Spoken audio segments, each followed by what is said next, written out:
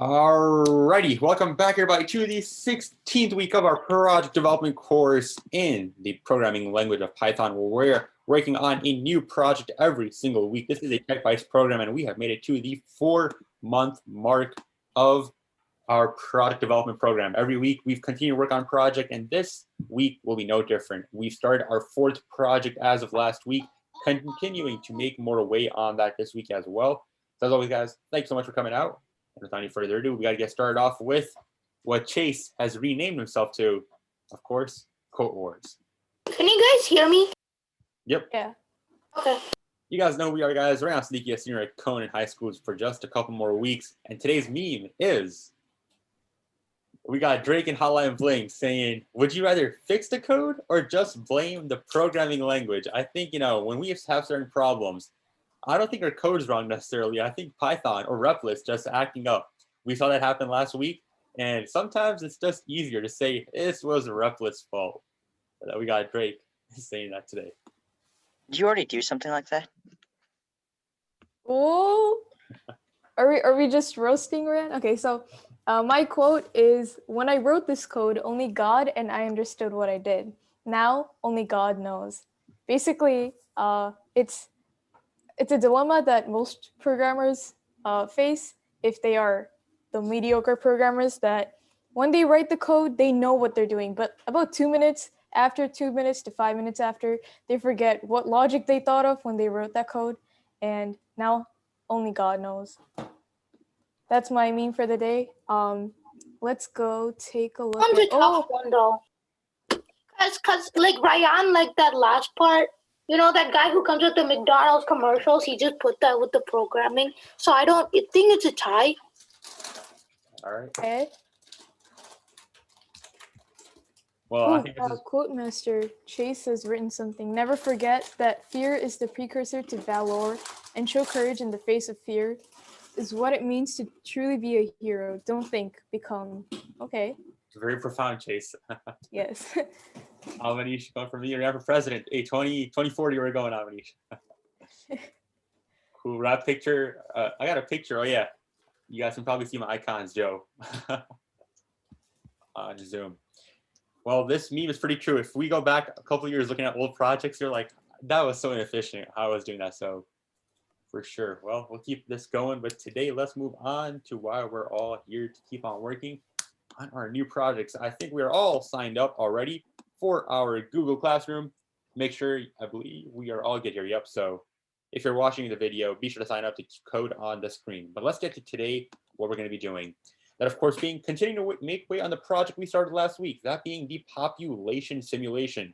As a reminder, it's a simulation of having a bunch of different people of different backgrounds. They have different genders, different economic statuses, different COVID-19 statuses. And last week, we started with the idea of the project, started coding some of it as well. And the main idea is to eventually get to a point where we can have random events happen in the program, along with seeing who will make it till the very end. So that's the goal. And what we will be doing today is we will recap the person class that we created last week. And also, one new thing that we will do today is we're going to try to add functions to that class. Now, that's a new idea that we haven't really touched upon yet, but it's pretty simple compared to the whole classes and objects thing that we learned in algorithmic programming. And once we do add in the functions in our class, we're going to create an object array. So a list of different objects created from that person class. And yes. Exactly. So as a quick reminder, guys, before we get started, last week we added our person class. And by now, we should have this engraved in our minds. The foundation for this project, the classes and objects, how we're going to use them. As a reminder, the class in our case was the person class. And then we created objects of the people. Can anybody remember some of the parameters we had when creating our person, the blueprint?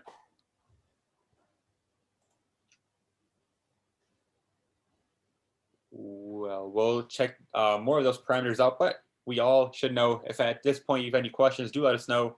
But I think we are all good on the basis of what the class is. The blueprint and the object is the actual creation of that person, which we'll see more of today. So, how can we manipulate variables of our objects? Ryan, you want to do this? Yeah, so last week, guys, remember, I think we'll get started going into this more as we see the code. But we had instance variables, remember, in our class of a person's economic status, we had their COVID-19 status, and most importantly, we had their health, right? How healthy did it start off with? But the thing is, up to this point, with our previous project of the quiz game as well, we created the objects, but we never went back and changed any of the variables which belong to the object, right? So if we're thinking about this population simulation, we still have to finish up creating our object array today. That'll be the first part which we do today. But a person's health, that's something which doesn't stay constant, right? The amount of health which I have today as a 17-year-old, it's not going to be the same amount of health I have as a 70-year-old, right?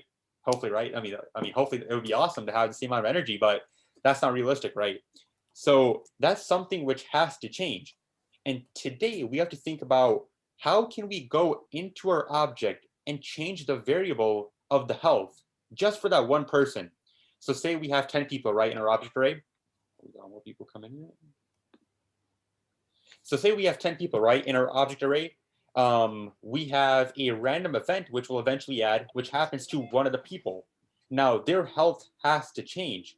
And today what we're going to learn is how we can go into the object and access that instance variable, looking at two different types of function and how we can do some cool things in order to manipulate data about a person. And So- also, we should make it stop when they're dead. Or, Yes. sorry, passed away. Yeah, definitely. So, My thought just got dark. it's okay. Ooh, we know what Amelia meant. So yeah, what Rayan was talking about, trying to change and access those variables inside an object, we'll need two types of functions. The accessor, basically functions which return a value of any characteristic of that object. For example, if I make a person object, let's say Lobdi, I would say Lobdi is 17 years old, goes to Conant High School, and going to college next year. And accessing an accessor function would just return a value. So for example, it's if I call an accessor function lobd.age, it's going to return 17. That's simple. But mutators are different.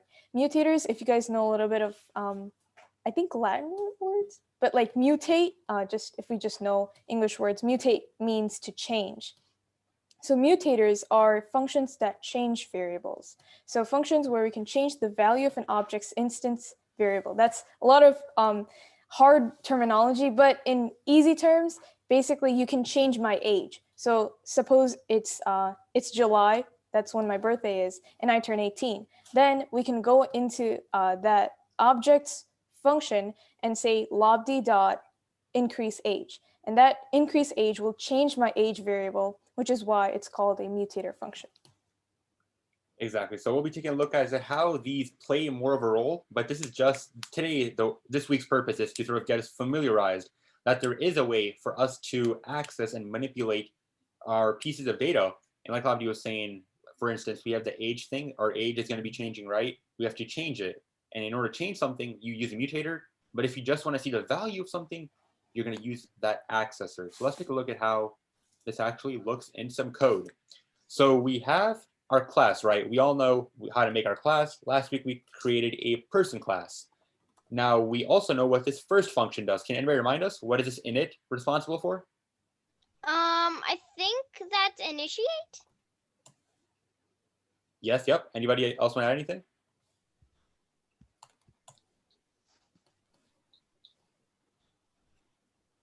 Anybody remember what the init stands for in the class? I think it's like Amelia said, initiate. But Yep. So the idea is right. Yep. The idea of initiation, right? It's the function which will be called when we're creating our object, right? And last week, remember, we had a bunch of different parameters we're passing in. Looks like right here in this example, we only have the width and the height of a rectangle, it seems like. But last week, we had a bunch of different parameters we're passing in. And when we initially create our object, this initialize function is going to be called responsible for storing all the original values of our parameters. Now, once we have those original values, this is where those new functions we just talked about, the accessors and mutators, start to come in. The accessors allow us to retrieve any of the variables value. So say we want to know what is the width of the rectangle. We can create an accessor like this. It's just it's a simple function. We just have the name of the function, and then we're returning the variable. And that's all that happens in an accessor, because an accessor is just used to access information. That's how we can think about it. Accessor is only used to access information, nothing else. All it's responsible for is one line of code returning information about a variable relating to our object. Now, a mutator, on the other hand, is a bit more complicated, or it can be, because a mutator is responsible for changing the value of one of our variables. So main difference right there. Accessor is just returning the value. So say the width of the rectangle we passed in, we initially passed in, I'll swipe for this, we passed in the width is 5, height is 2, area is going to be 10, right? 5 times 2. If we're going to use this, Well, that's 10. What's that, Amelia? Well, that's 10. Yep, the area will be 10. So if we're returning the width of a rectangle, this function, what would it return? Can anybody tell me? The width? Yep, in this case, that would be, The width? yep, can you guys see my annotation? Yeah, we can see them. Yeah. So in this case, the width is 5, right? I passed in 5 as a parameter. So that's what this function will be responsible for. If I call this function, it would simply just return the number 5. But if I wanted to do some calculations or have a new variable returned to me, or change the values of that original variable, that's where we get into this idea of a mutator. Now, mutator is responsible for doing that calculation we have right here. You can see that you'll know when we're working with a mutator when we have more than one line of code, when we're looking at something which isn't just returning one of our original variables. Right here looks like we're coming up with the area of the rectangle, length times width, in this case it's going to be 5 times 2, and then we're returning the area, and that would return to us 10. So the main thing is, just for this week at least, just have that idea that an accessor just used to access one of the variables regarding our object, and a mutator, we're mutating the values and have some calculation or some type of computing occurring, which will eventually get returned to us. Does that make sense? Anybody have any questions? We'll be having a pop quiz at the end on this. Really? Yeah, so make sure you guys listen. We should start doing some exit slips. And, Yeah. I'm just making one in contest right now. ooh, okay, good idea. Yeah, that's a good idea. We'll end that. Yeah, you can't leave until you pass. How about that? Yeah. Stay on the Zoom. But well, with that idea for this week down, guys, how about we get started coding and start working on our population simulation even more? I'll be dropping the link towards our project in the chat as usual. Code with you. What's that, Avanish? Can we code with you? Yeah, definitely. If you'd like, you can definitely work on the side on your own Replit, or you can just code along with me. Yep.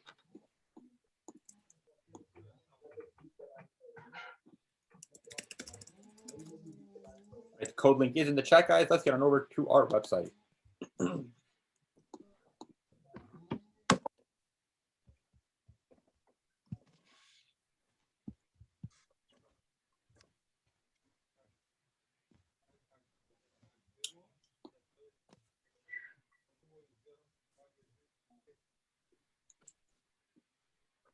Sorry, my dad's talking on the phone in the background. Okay. All Oh, right, we can barely hear anything. All right, so as we're having people coming on, I'm going to do a quick recap of the progress we made last week. Last week, guys, we have some import statements right here. The first import statement caused quite the worry at the end because we're getting a bunch of errors. But remember, this first import statement is essentially all the names, which we'll get to in a minute, but all the names which a person can have. this random, so yeah, we can generate and choose random numbers. Here is our class, which we worked on last week, the actual class. We can see we have our initialize function with all of the parameters we're passing in, from the name, the gender, the age, the COVID-19 status, education level, all of these instance variables relating to our person. And remember, in the class is where we will be adding those new functions later on, either this week or the beginning of next week as well. And then here is the bulk, which we started last week as well, the actual creation of our population. We are creating 100 people. We are firstly giving that person a name, choosing a random name from this list of 4,000 names, I believe, last week we found. And then we're determining their age, their gender right here. We're determining their gender, male, female, non-binary, and then determining their age. They're either going to be between 18 and 100 years old. It's going to be a random number, which will be selected. Then we were determining their COVID-19 status, whether they actually have it or they do not. And this week, we're going to get started off. I got the note right there of finishing the creation of our people so that we actually have a population to do stuff with. So let's pick up right there. And guys, as we're going through this, be sure to ask any questions if you have any. Other than that, let's get on started. So last week looks like we finished off with the COVID-19 status. We got health, feeling, economic status, and educational level left. So with health, it looks like we have 5 different statuses which can be had. So all we can do is just say that create a new variable called temp. I'll call it health. And then we'll say their health is related to a random number between 1 and rand range is exclusive of the second parameter, right? Yeah. And then so it'll be exclusive of the 6, so 1 through 5. I have to go to the bathroom if you don't mind. Yeah, no problem. Go ahead. So the health, this temp health will be responsible for holding a number between 1 and 5. And as a reminder, we have our key up here with all of our numbers, which they stand for. So 1 means that they're dying. Number 2 means that they're sick. Number 3 means that they're moderate, they're good. 4 is okay, and 5 is super healthy. And then 0 is dead because a ghost is typing the keyboard. Yeah. All right, so we got that out of the way. We also have to, I'm just gonna add another comment so that we don't have that meme occur where we're going back into 2 weeks and not knowing what just happened. All right, so we got their health status. Next, we have their feeling. So we're gonna do determine feelings. So it looks like we have a bunch of different feelings. We have 5 feelings again. So what I'm gonna do is just, since we're just randomly creating our population, nothing really matters of how it's related to one another. So I'm just gonna do it randomly again and say temp feeling is equal to another random number between 1 and 6. And remember, number 6 is exclusive. So this will generate a random number between 1 and 5.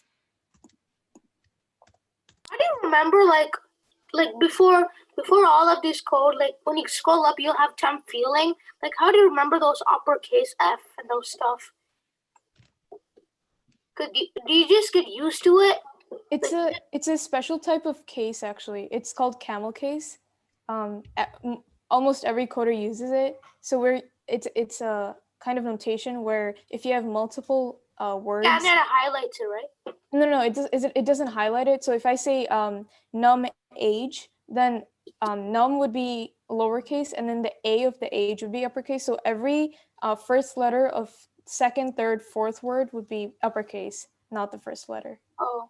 Okay. You might have also seen something like this. A side note right here, some people do like temp and then underscore for the next word.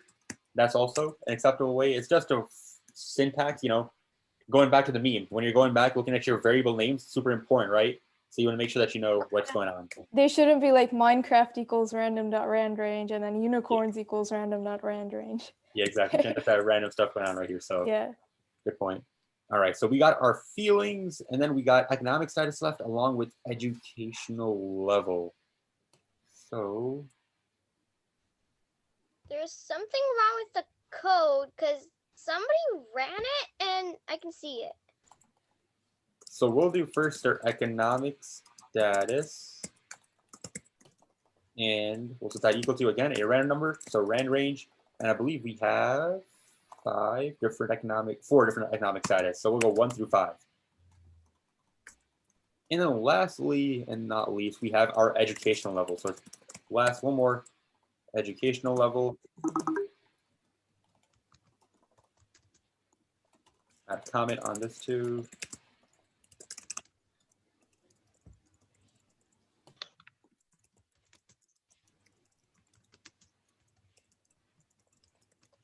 All right, so our educational level, we have how many options? We have 3 different options. So then we'll just do a random number between 1 and 3.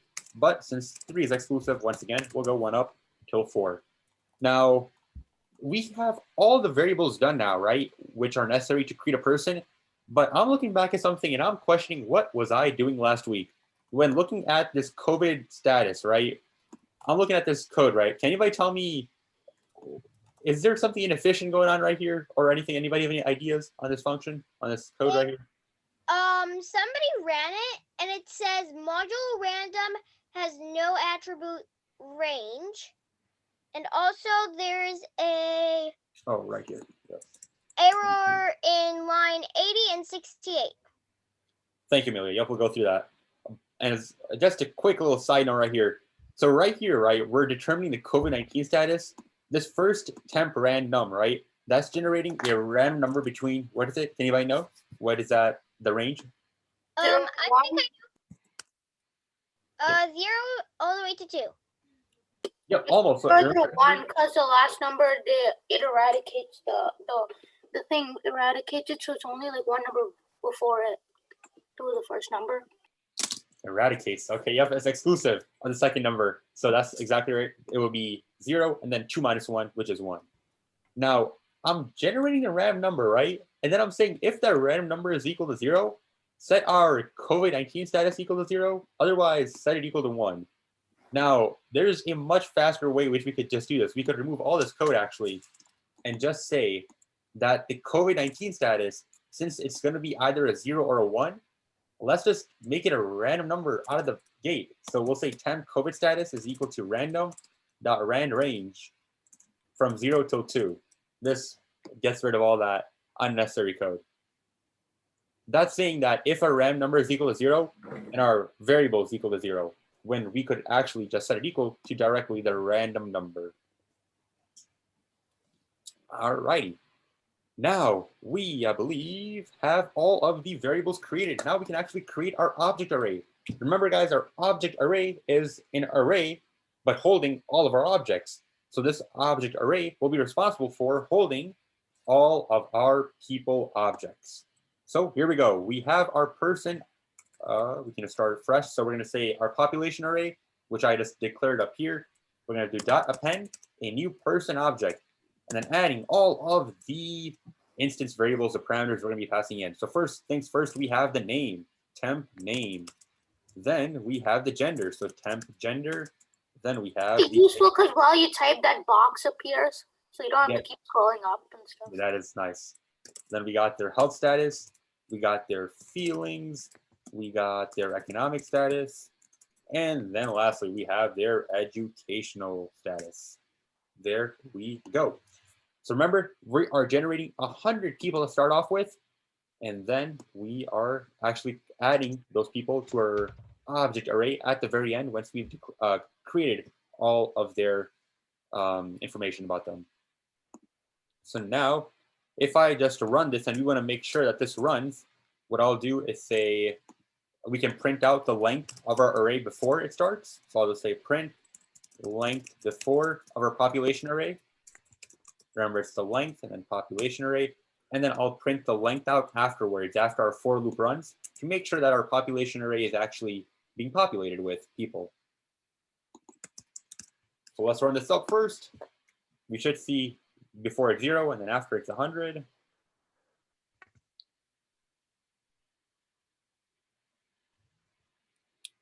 And there we go. Our population array has been populated. We have an initial population of 100 unique different people. So that is good to see that that is working. So we have accomplished this first step, 1 and 2, you can think about it, of creating our people and the basis of our. It says length before 0, length after 100. Yep. So Amelia, that's just for, or that disappeared. But what that means is that before we created our people, we had 0 people in the array. But after we ran our for loop and added things to our array, we had 100 people created. Oh. Yep. Do let us know, guys, if you have any questions as we're going through this, of course. So we have our population created, and now next thing which we can start focusing on is this idea of manipulating our people objects and having the events function where we're going to have days being simulated. Now for today, since we started off by talking about the accessors and mutators, I think it'd be a good idea to sort of start creating some of the accessors about our people. And next week, we're going to start using them when looking at our events function, having the days go by. So before I get started, who can remind me, what is an accessor function? Pretty sure it's sorry, I forgot.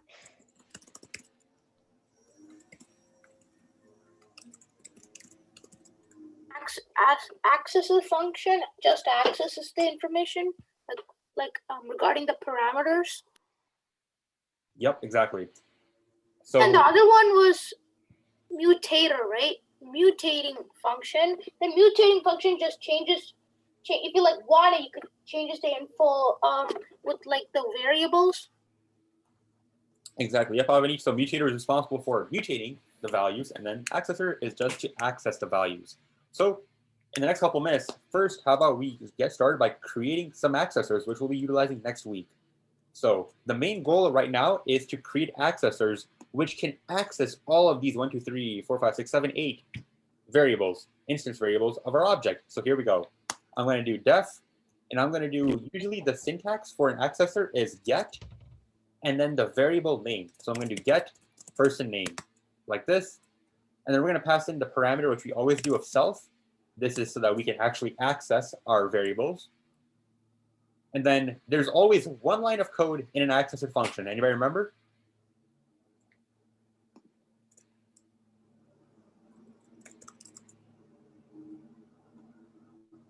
If I go back, we always have one line of code. Return it. Yep. So we're going to do just return the self and then dot our person name. And there we go. We have created our first ever accessor responsible for returning information about our person. Now we can apply the same mentality for all of the other instance variables. So we can do def get person gender. Still passing the self parameter. Anybody want to guess what we're going to return? Person self dot person gender. Exactly. And this idea is the exact same for all the other variables. So I'm going to speed through these. So def get person age. Once again, the self return self dot person age. Another one, def get the person COVID-19 status. Self dot COVID person COVID status. We got a couple more, def get person health. Self return self dot person health. We have the person feeling. Return the person feeling. Get person economic status. Return the person's economic status.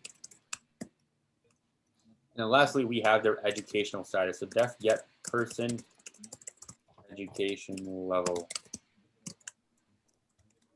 Return self dot person educational level. There we go. So all of these are responsible for accessing information, and that's why we call these the accessors of our class. Now, as a quick example, we can see how that works is if I go outside of our for loop, right? And I want to say, tell me some information about the 90th person we created. So I'm going to do is the population array, or actually we're going to print this out. So I'm going to say print out the person located in our population array at the 90th index dot get person name. So we'll see what their name is. So as simple as this, we're accessing the 90th person, and then we can just call our accessor. And now if I hit run, we can see that the person located at the 90th index, their name is Ezekiel. If I do it again, we can see it's probably different Tyrone. Different name, it will be Pearson. So this is the information about the 90th person, and this is different for each person as we go along. So that brings us to the end for today's code. In terms of just the code, we made our population. We can add comments. We made a population, our initial population array. We got 100 people ready to go, and then our accessor functions. Next week, we'll be starting to dive deeper into some mutator functions, along with starting to code step 3, the events function. But today, Lavdi made a promise. Lavdi? Yeah, so I will share my screen.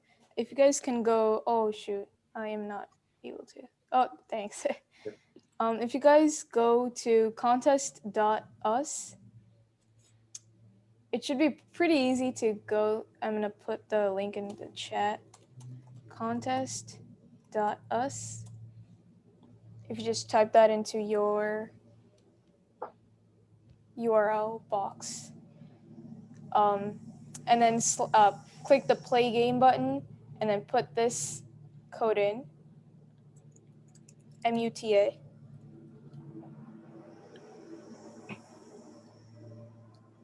Give me some sort of sign once you've done that.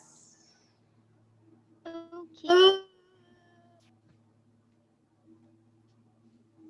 Is it just my What's connection? the code? Wait, what's the code? MUTA. It's right on the screen. Isn't this the? Oh wait, it's not live yet. Oh, it's not live? Wait, did you create contest? Yeah. Oh, let me make it live. Okay, now try. But how did you create this game dashboard thing? I coded it with my partner. So is it working now? Yeah. Give So me a yes. Mutator or If it is. accessor, what is your name? Continue back. What is that? Oh, it's already starting? Yeah. If you want to play, then make a team. Let's see who is on here. There aren't any teams yet. Make a team. Give the name Please of identify. anything you want to. It says we got. please enter an ID Paul. for security. Okay. Oh yeah. For the ID, you can just put in anything you want, but just remember what that number is, just for security. We got Chase and Rayan in. Can't say I'm liking the other How do team. you join a team? There's only an option to create team. Yeah, it's just one person per team. Okay.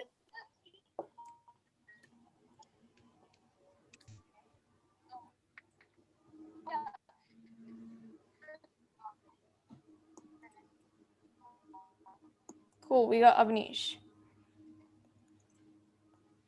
And, Why is everyone against me?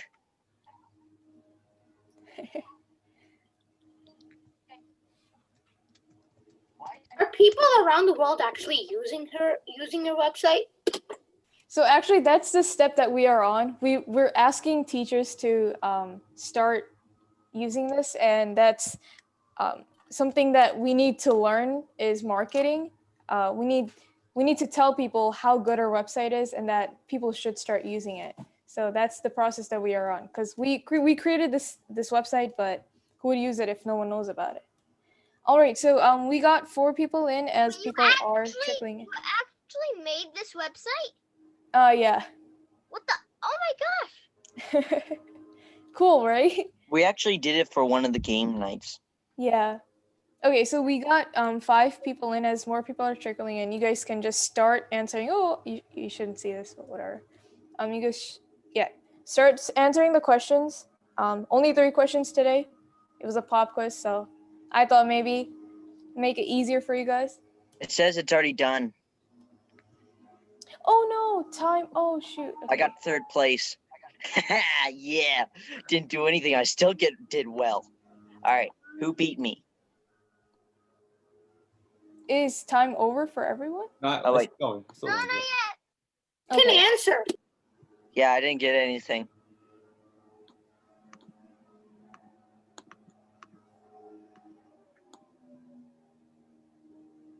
Nice, nice. Everyone is getting It's questions not working for correct. me. This was I can't like. Chase, try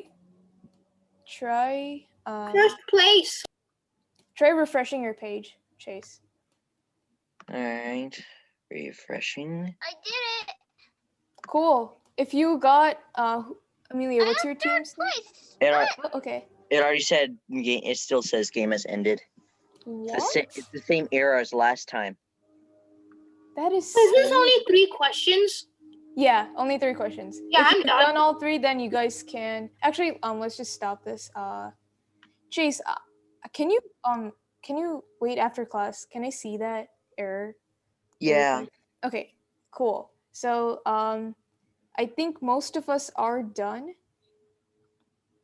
And thanks guys for participating in this. We'll be doing more of this just as a pop quiz, so you guys learn more and are able to do more of these coding It's problems fine. independently. I literally love tests. So. There are already Oh. like your website for like this contest that us. Is there like already a preset topics like this? Not only for coding, just like animals, like other topics too. Yeah, you can add those. I just made a coding game right now. You can make games for math, language, Or do you history, like do you only anything. make those games, or can you already set like an autofill of the computer just choose a random question based on that topic you choose?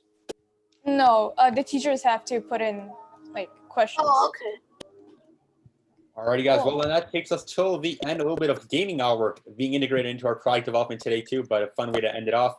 Hopefully, you guys have some fun. We're gonna keep on making some way throughout the end of May with this population simulation. But other than that, guys, got nothing else for you this Friday. Remember, gaming hour. Catch you guys then. Yes. Bye. Bye.